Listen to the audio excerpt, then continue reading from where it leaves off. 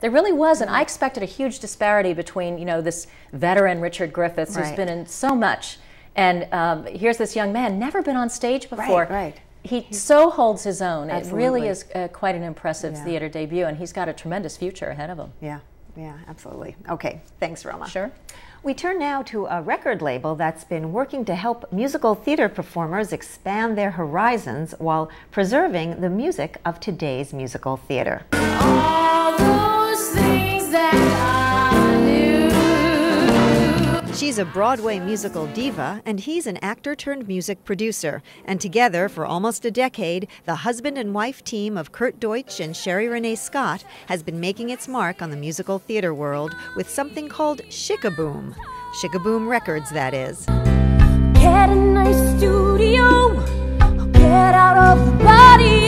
With this record label, along with the more recently formed Ghostlight Records, Deutsch and Scott have been giving Broadway artists a platform to experiment with solo recording and also preserving the sounds of today's musical theater. Kurt Deutsch, my husband, and I came up with the idea. I think I was being offered record deals when I was starting Aida, which I think just because Elton was involved, they started, you know, throwing record deals at me.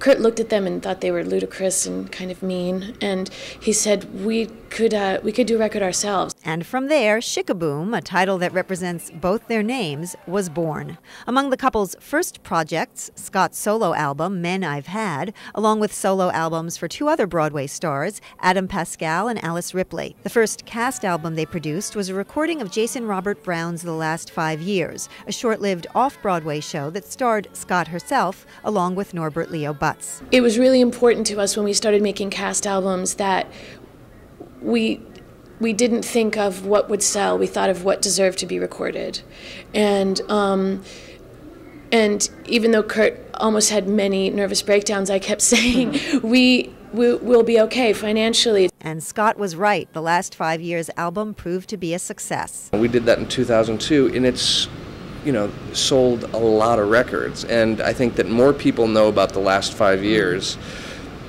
than almost any record that we've done. It's just out there in the world. The producing couple recently reunited with Brown to record his latest Broadway musical, 13, a show about young teens and performed entirely by teens.